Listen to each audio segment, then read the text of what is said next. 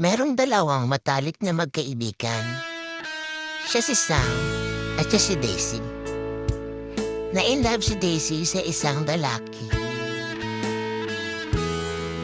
Lagi siyang nagsesend ng video sa lalaking yun para mag-update kung ano ang ginagawa niya sa araw-araw. Hanggang sa na-inlove sa kanya yung lalaki.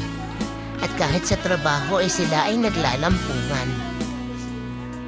Kahit may mga tao wala silang pakialam.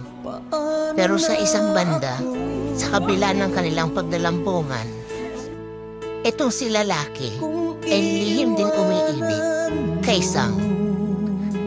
Mula noon, lagi silang magkasama, lagi silang naglalandian sa likod ng natutulog na si Daisy. Habang natutulog si Daisy, lagi niyang iniisip ang masasayang araw nila ni lalaki. Ang love team nilang